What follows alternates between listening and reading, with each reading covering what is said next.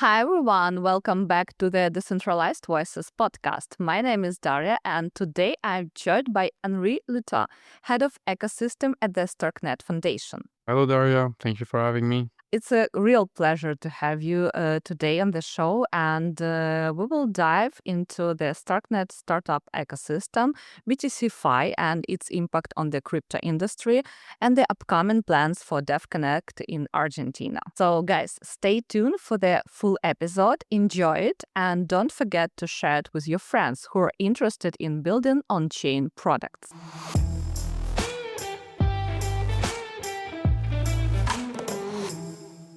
So, Henri, please give a short overview of your professional background. Sure. So I'm Henry. I live in France, and my background is engineering. I studied electronical engineering a long time ago. I worked in the telecommunication industry for a little while, and I went into blockchain. I started by doing blockchain projects for big companies, in particular for insurance companies. Then eventually I moved to be a fully Web3 native, and I started working at Starkware, where I was doing developer relationships and in the developer onboarding and education. Eventually I moved to the Starknet Foundation about 2 years ago, where I'm doing ecosystem work. For those who are new to Starknet ecosystem, can you share what is Starknet, what foundation does, and how everything works in your ecosystem? Yeah, absolutely. So Starknet is a layer 2 on top of Ethereum and Bitcoin. So it's a blockchain. It has blocks, it has transactions, it has smart contracts, but it is secured by two bigger networks, which are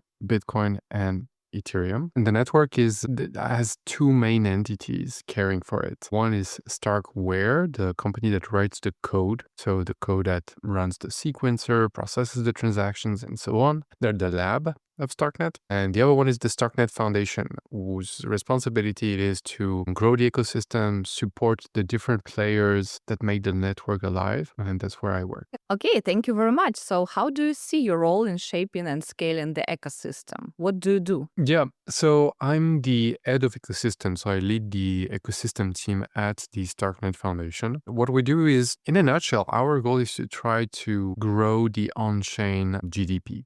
Right. So what we call the on-chain GDP is essentially grow the amount of value creation and value consumption that happens on-chain. We want to grow the number of people producing something that other people use, consume, and value. Right. That can take many forms, right? There's many ways of creating value through blockchain. It can be through creating a DeFi apps that allows people to put their native Bitcoin assets to work. It can be by creating a game that has its backbone on-chain and that users enjoy and play. It can be by creating supply chain systems that enable to give transparency and better coordination in a traditional context like supply chain. So a lot of what we do revolves around finding the resources that, like, talking with those people, understanding their need and trying to solve problems for them. We have a set of tools that we use a lot, and we have a set of tools that, a lot of people have similar needs, right? So we try to tackle those needs with the tools that we've already came up with. But a lot of our work is also trying to figure out, okay, what do these people need that isn't solved yet in the ecosystem, and how do we build things around them? Really like this metaphor with GDP, and you're like a country who wants to find best talent and best immigrants to come to do something and earn money for the whole for the whole ecosystem. We want to enable people, right? We want to make it possible for them to succeed. And sometimes Starknet can help, sometimes Starknet cannot. But in any case, we're always trying to figure out how do we create value for those people, because if we create value for people,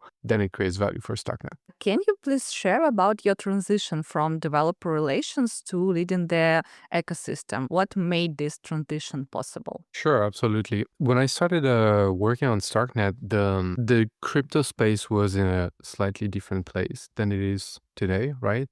There was a shortage of infrastructure. Making transactions on Ethereum was extremely expensive. Making transactions on Rollup was still relatively expensive. And so there was a big need for scalability. And the substrates to make scalable blockchain businesses were a bit difficult to use and hard to understand. So the need was to explain to developers what what things like ZK rollup or ZK proofs were and how they worked. And the need was to enable people to build things, right? So we put a huge emphasis on builders, not just Starknet, but the industry in general.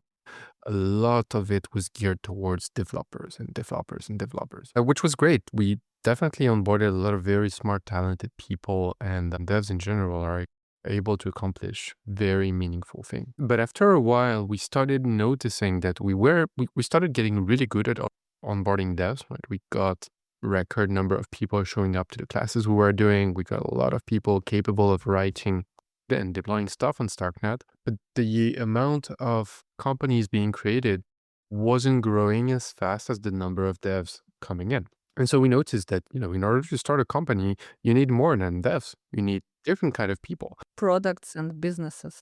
Yeah, and design and marketing and customer support. You need making a company, building a good company takes a lot of different talents, right? And in particular, you need people who have the business vision to be able to push the company forward, solve the need of users, and that don't have some biases that devs may have, in particular in the blockchain ecosystem. I think in a lot of cases in the blockchain ecosystem, blockchain is a fascinating substrate for creativity. You can do a lot of things with it, right? And sometimes devs tend to get fascinated by that and focused on that. Oh, I can do that. Oh, I can do this. And they're more fascinated about what they can do rather than what people need. Yeah, exactly. What people need or what people can't do. Which matters a lot more, because if you can do something that nobody really cares about, it's fun to build, but nobody will use it. And ultimately, it's not that you're wasting your time. You can have fun, but you're not going to build something meaningful with that. So we started looking at how we could grow the set of people that were trying to solve these kind of problems. And that's how the work of my team and my job in particular started gearing more about, okay, what does it take to create companies rather than just onboard devs? And so we started adding different kind of initiatives. We started creating new programs to optimize for startup creation. And that's how I got into this ecosystem work. And I will say that it's me, but I've been with the same team for a few years now. Several people have been working with me for 2 to 3 years. And we all grew together for this. It's great. We've got people joining us along the way, bringing in new skills, and it's been a collective adventure. It's great. Recently, I saw a lot of posts from Starknet Foundation about BTCFi. So, can you please share what is BTCFi and how it works in the ecosystem and what's the concept? So, well, first of all, if you noticed it, it means we did our job correctly because we wanted people to know about it. So that's good. BTCFi is a set of initiatives that aim at growing the Bitcoin economy on Starknet through Starknet. And so maybe it's worth taking a step back and considering what is why are we trying to solve this problem, and what edge do we have in solving it? When BTCFi came out, I made a post where I looked a little bit back in the past, and I was thinking about 2019. And in 2019, 2020, there were a lot of companies that started getting very popular that were offering Bitcoin product, right? One of the most famous was BlockFi, but you could also think of Celsius. FTX was doing something similar where you would deposit your Bitcoin and get yield on your Bitcoin. Because there are people who are willing to borrow Bitcoin and pay in order to be able to borrow Bitcoin. And if your auditors are paying attention, they're like, wait, these are terrible examples. BlockFi went under, so did Celsius. FTX just sent the industry in a terrible place for years. And they're right. It is true. What happened essentially was that those companies were operating as black boxes, as banks, right? You would deposit money in them and then you would have no idea what would happen there. And just like it happened in the traditional financial sector, it happened in crypto, and that money got lost, mismanaged, and ultimately depositors were affected. And if you're paying attention, you're also thinking, but wait, isn't DeFi solving this? Because when you're depositing money on Aave, yes, you're lending it, but you can see it in real time. You know that there's no mismanagement. You know that there's no shenanigans with your money, right? So isn't it what DeFi is solving? And yes, yeah, you'd be absolutely right. It's actually quite ironical that at the same time that these Bitcoin products were emerging, the DeFi was emerging on Ethereum. And there's a reason you couldn't use DeFi on Bitcoin, but you could use it on Ethereum. I'm going with that is that there is a need for Bitcoin DeFi. And so far it hasn't happened. It hasn't materialized. In the past year, Starknet researcher started realizing by doing a bit more work on the Bitcoin side that there was a possibility to settle Starknet on Bitcoin. So settling essentially means tying Starknet to Bitcoin, just like Starknet is tied to Ethereum, so that there is the possibility of trustless interactions between both. When you're doing when you're using a smart contract on Starknet, it is secured by Ethereum. Ethereum can trust the output of Starknet, and that means that Starknet can use Ethereum assets on Starknet, and you can use it in a way that is close to being as safe as using Ethereum. We now know that it is possible to do the same thing on Bitcoin. We're not quite there yet. We're still doing the research. We're still laying the groundwork to make it happen. But we know that there is a possibility that when you use a smart contract on Starknet, it is verified by Bitcoin, and that you'll be able to use Bitcoin asset trustlessly on Starknet. So that means a lot of things, right? But it means that you'll be able to have Bitcoin DeFi, true trustless Bitcoin DeFi through Starknet. It also means you'll be able to have DeFi that has both Bitcoin and Ethereum assets as core components trustlessly on Starknet. And so that's something that is it is incredibly exciting. I mean, I think that's why it's for this kind of moments that people are in our industry. It's when you're you're doing something and then you push a door and you realize that, oh my God, this is possible. You can do this. I think a lot of people felt the same thing when they first started with Bitcoin. It's like, oh wow, you can do money differently. And then when you start using Ethereum, you're like, oh wow, you can program money. You can do really complex things with smart contracts. Then when you start thinking about ZK rollups and Stark proofs, you're like, oh wow, you can decentralize compute this way. And this was such a moment. It's like, oh wow, we can scale Bitcoin with Stark proofs. It was really amazing. Bitcoin is turning into a key part of the consensus of Starknet. And by staking Bitcoin on Starknet, you contribute to securing the network and you can get yield on your Bitcoin. I guess we'll see a lot of updates from Starknet about this and a lot of news and implementations. Yeah, so it's going to be a long road. And maybe that's one thing, you asked about developing the ecosystem. And when Starknet started 4 years ago, there were several designs for rollup. There were optimistic rollups and there were ZK rollups. And optimistic rollup started as sidechains that weren't particularly secure, but had a path to being more secure, had a path to having fraud proof, right? And this started by having a live network and then eventually adding on security. And Starknet did the opposite. We started with things being very secure and then eventually adding things that helped create an ecosystem, right? I think it's fair to say that optimistic rollup probably had the right approach, right? They started by creating an ecosystem, right? And making things easy for people to create apps, even though they weren't super safe. And then they added more safety as years go by. Right. Yeah. We had our first share of success and we're very happy with what we did. Right.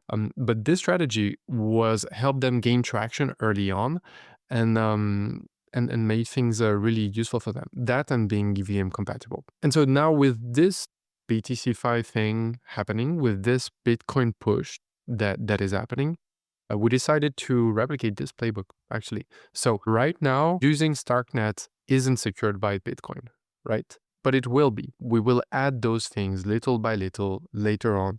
And the proof will be in the pudding, but you can already see this playing out, right? Bitcoin today is securing Starknet, which is in and of itself a fascinating thing. Yeah. But little by little, we will add things that eventually will lead to Starknet being verified on Bitcoin. But we're starting with this approach of let's first kickstart the economy, let's first kickstart the products, and then eventually we will add the security features on. We already are, and there will be many more coming in the next few years. You'll see technical announcements, you'll see product announcement. It's going to be fun. Yeah, as you mentioned, optimistic rollups, yeah, they definitely were first with more implementations and more products built on them, but ZK has more possibilities to build more secure and privacy-oriented products and more scalable. For a weird Bitcoin not safe L2. At our core, what we want to build is a decentralized network that is owned by its user, maintained by its validators and sequencers.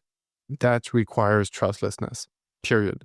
That requires being backed by mathematics, secured by mathematics, and that's what we're trying to accomplish. So BTCFi is a big step in that direction, and it's we're very happy with the way It's I can call it like cryptography bravery or math bravery, where you like trying to explore and to see what happens if you do this, this, or this. Well, I think that's the really nice thing. So one of the main differences between optimistic rollups, for example, and ZK rollups is that optimistic rollups are backed by game theory and ZK rollups are backed by mathematics. And both substrates are interesting to build things with, right? And there's game theory in blockchain design anyway. But when you think about mathematics have this absolute aspect to them, meaning that if it's true, it is true. There's no debate around it, right? Game theory is a bit more subtle, right? It's harder to get those kind of guarantees. Whereas with mathematics, it's either true or it's not. And so when you have those guarantees, when you know you can build on top of that, it's extremely empowering because you're not trying to find a solution. You know that there's a solution. Let's talk more about your ecosystem activities.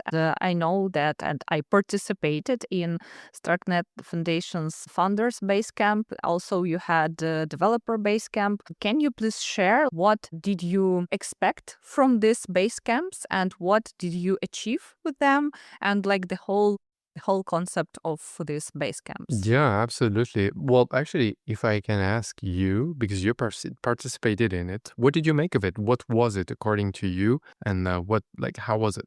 What was your Uh, perception of it?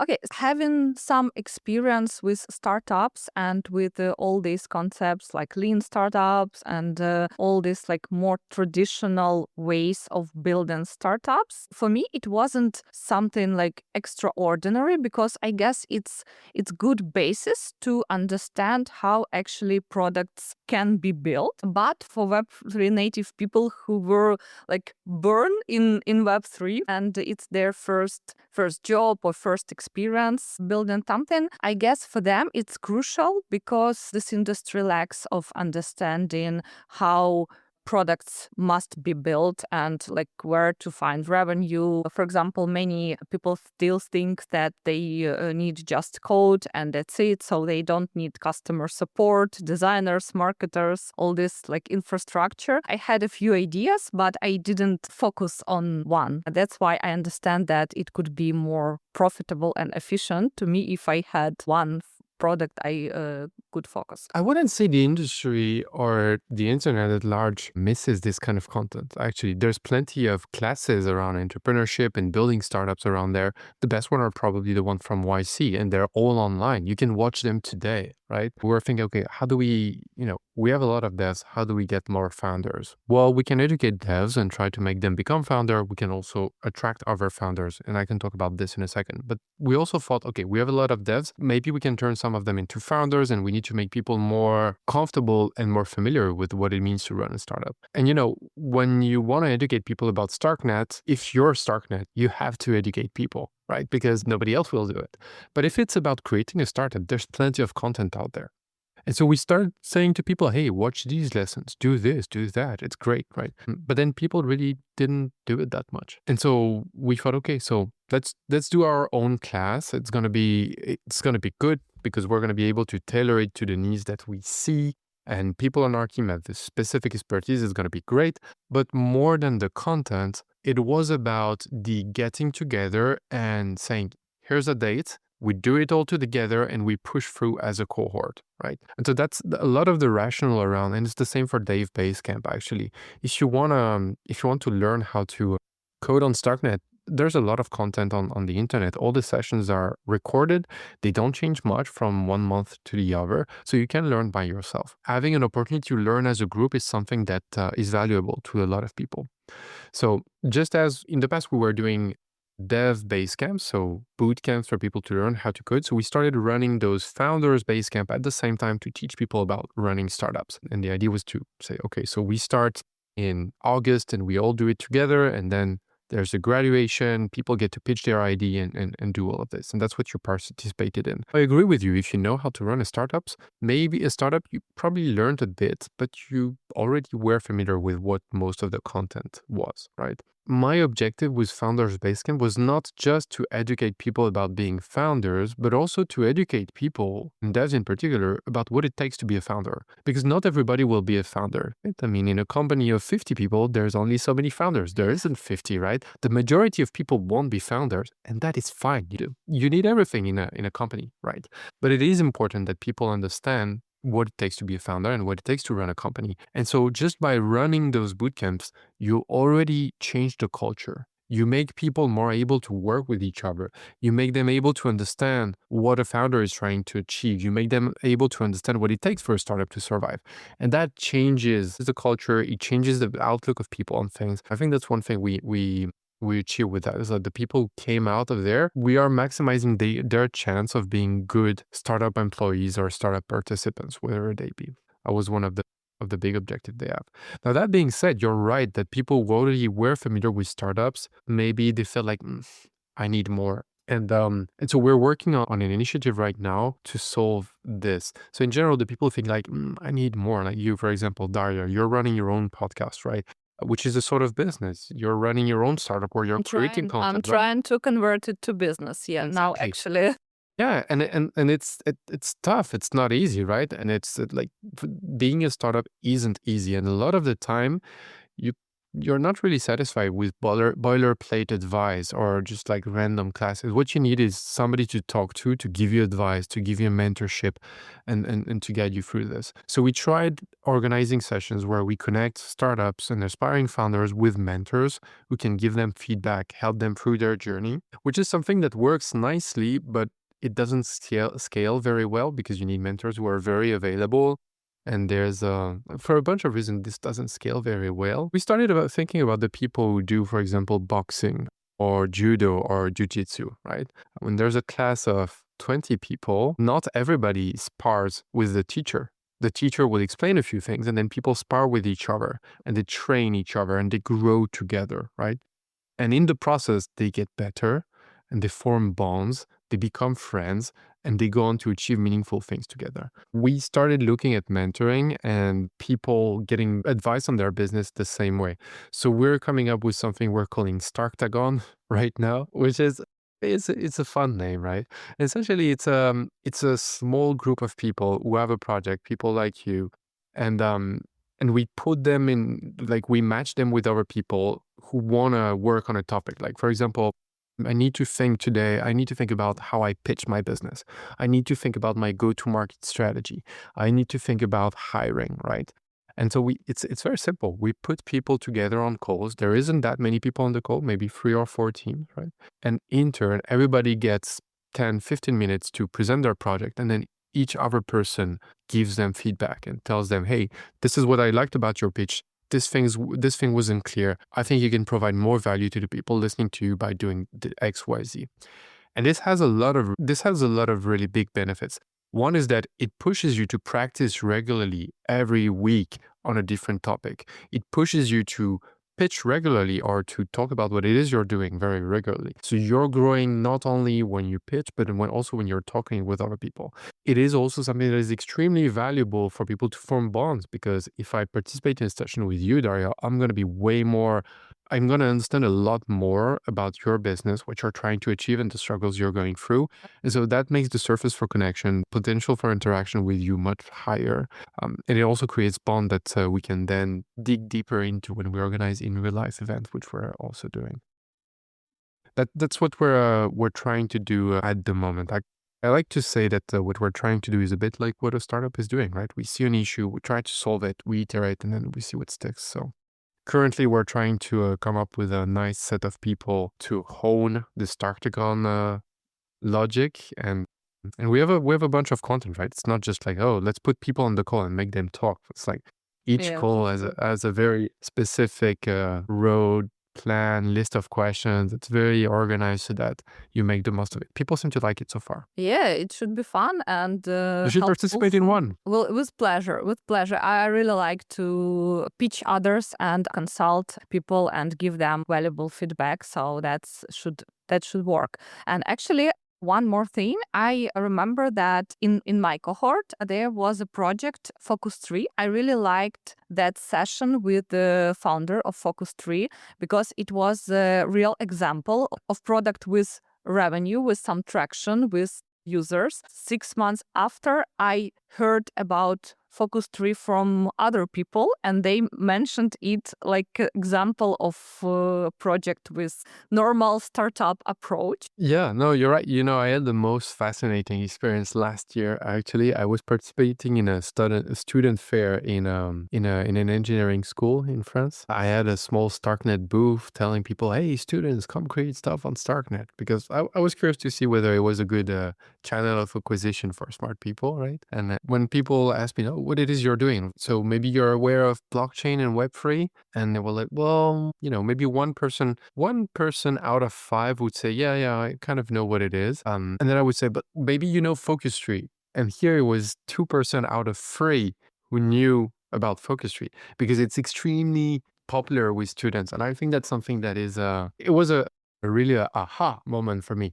Like for the first time, you could see people using a blockchain product without thinking blockchain, which I think is something we desperately need as an industry, right? I mean, everybody knows about the internet, but when you ask people, "Are you using Facebook? Are you using the internet?" Like nobody thinks I'm using the internet because I'm using Facebook. We want people to use Starknet for their backend to serve their users and make Starknet invisible. We don't need users to know it's Starknet. We just need them to be safe because it's Starknet. So let's talk about the problems Web3 startups face in this industry. Like, what are the biggest problems? Revenue, product market fit, users, or something else? Well, if I had to pinpoint 3 problems at least, one is designing for a solution rather than designing for a problem. The second one is a user experience problem. And the third one, I think, is related to innovation cycles. So maybe I'll go into each of them in sequence, right?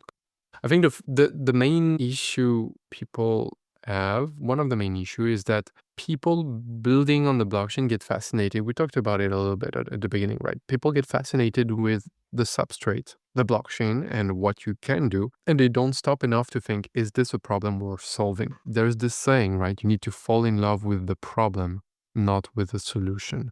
So there's too many people trying to create products that solve a problem that nobody has, but just you can build it, so you might as well build it, right? So I think that's a major issue in blockchain. It's a lot of ideas are not trying to solve a problem; they're trying to create a solution to a problem that doesn't exist. So that's one, right? It's a very common pitfall. I think the second one is a UX problem. I like to say that we're so used to eating crap that we forgot how bad it tastes. And I think that, if you use blockchain today, you're going to use a wallet extension. You're going to use, well, not naming them, but there's a bunch of wallet extensions you can use, right? And I think that's something that is, it's unrealistic for billions of people to use those. They're way too complicated. They're way too confusing. You want to do an action, then something pops up. It asks you about gas and transaction fees and signatures. There's no way people will be comfortable with that. When you're clicking a link on the internet in a website, right? It doesn't ask you like, "Oh, are you sure you want to go to this page? Here's the SSL certificate. Please click here and validate that this is the right packet." Yeah. And I think that this is something where we forgot that this will fly with regular users. There's no way you onboard normal people with that. So what's the solution for this? Well, you can have centralized solutions. I don't think that's really interesting either because it's really the same thing from traditional finance, right? I mean, Yeah. if it's not your Like money, it's online your coin. banking. Yeah. Exactly. And so I think there's a lot of potential innovation that needs to happen there basically making the blockchain invisible while retaining the properties that make Web3 unique. And for a large part, it's self-custody. People need to own their assets. They need to be in control of them. And these assets shouldn't be they shouldn't be seizable by other people. Right?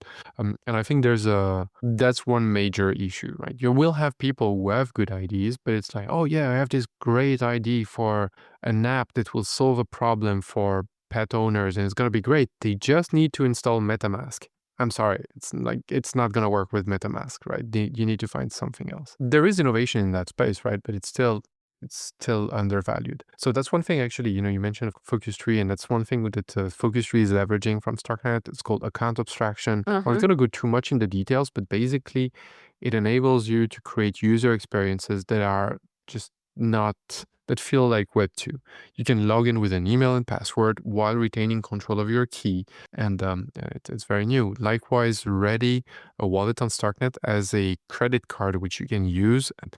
It is linked to a blockchain wallet, which is self-custodied. You don't need to deposit money to be able to spend it. You don't need to deposit it with a custodian to be able to spend it. It's in your wallet. You can either spend it with your wallet or with your card. That's extremely powerful. And then I think that the third issue that startups in the blockchain space are facing at the moment is, I think it's linked to broader innovation cycles, right? So obviously AI is really, really popular right now. But AI didn't start in 2020 or whenever with ChatGPT. It didn't start with ChatGPT, right? Actually, AI went out of an AI winter that lasted almost 10 years with the advent of ChatGPT. I was studying AI at school much earlier than that, right? And it was a topic that was really interesting, but there wasn't a lot of effort, and it wasn't a particularly, it was a field where there was a lot of interesting research, but not a lot of product and not a lot of development, because it was hard to figure out what you could do with it in production. I think innovation works a lot like this, right? You have a capacity and it takes some time before you figure out what valuable thing you can do with it. And I think crypto in general is in one of those cycles. We're in one of those periods where we have something that, like, we have a substrate that allows to do really brilliant things. We had a major innovation cycle in 2020 with the advent of DeFi. The substrate was limited. You couldn't do much. So we worked a lot on the infrastructure, and now you can do a lot more. Transactions are very, very, very cheap, but it doesn't mean that we have found really brilliant ideas that are worth working on. And I think that's something that is actually, like, that makes a lot of people uncomfortable. But yeah, I like legit new primitives that change what you can do with blockchain are few and far between. There hasn't been a lot in the past 5 years. You can see innovation, you can see people trying out new things, but nothing really has yet caught on. You could argue that stablecoin in the past few years also have been a major innovation, and they're bringing a lot of value to the table. I think that's true. But aside from that, there hasn't been, like, people are still figuring out how to create value with that thing. That can be a bit uncomfortable at times. But I think also that's when you build conviction. That's when you stop and pause and feel like, is this thing really valuable? Is blockchain really that useful? And that's when you're forced to think yes or no, right? You don't have to have conviction, but I think it is. I think it is valuable. So that's when you have to build that conviction and get convinced that yes, this is the digitization of an age-old process that structures society. Right. I mean, at least to me, that's the most interesting thing in blockchain. It's about the exchange of value, and the exchange of value structured our society. It precedes writing. We invented writing to be able to do the exchange of value better. And now we're doing this, but online with computer. It's fascinating. What should a first-time founder do to start building on-chain product? I think the first recommendation is, well, it's funny. I actually just read a long post by somebody who is way more versed in this. He's called Graham, is one of the founders of YC, about finding startup ideas. And I think if you're a user of Web3, you're probably one of the best person to start a blockchain product. And the main thing would be solve a problem that you have. Don't solve a problem that you think other people have. Build something that is valuable for you. Build something that you that you think is necessary. Ledger, the company, didn't get started because people started like, thinking, I need a good startup ID. But because the people who founded it had Bitcoin and they were like, the current wallet don't work. We know we can do it better. Let's build this so that we can use proper secure devices, right? First advice would be try to solve a problem that you have. And then when you solve it, talk to your users, obsess over your users. Just be sure to talk with them, be in touch with them, and show them often, show them early what you build to get feedback so that they tell you this is valuable, this is not valuable, I like this, I like that. And listen to them, but mostly watch them. Don't listen too much to your users, but look at what they do, right? Maybe they will say, I don't like this, but they will still keep using it. And maybe they will use different paths into your product. And I think that's something that is incredibly important. And then maybe the last thing, there's plenty of things you can say. But if you're building a blockchain-powered startup, think about what unique affordances the blockchain give you, right? Don't sacrifice on user experience. Make a product that is a product. It shouldn't be a blockchain product. Build a good product and then try to think how you can make it better with blockchain. Saying it's blah, but on-chain isn't a value proposition. Because it's on-chain doesn't make it better. Right. It's very popular actually to position their products like this way. Yeah, exactly. It used to be valuable. Now it's not fancy anymore, but I think it's a good thing because it forces people to think through, why does building a game with all the assets being on chain and the game logic being on chain, why is it better than building a regular game? Well, that's easy. It's not because it's blockchain, it's because the game becomes unkillable. It's because my users can play the game with the assurance that they will be able to play this game forever as long as they care for it, right? There's this whole movement about games where people are frustrated about developers just after a few years saying, you know what, I'm just going to retire this game. I'm going to shut down the servers and then people can't play the game anymore, right?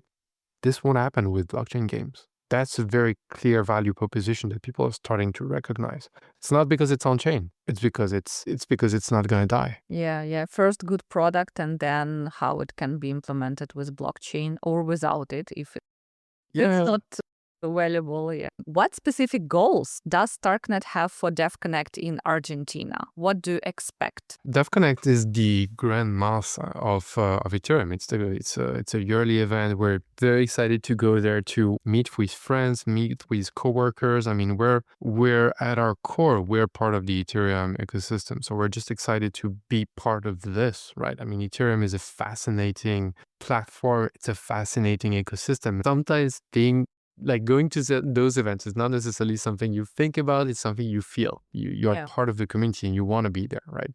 So there's part of this, but then as Starknet, you start thinking, okay, so how can we make the most of going to Devconnect?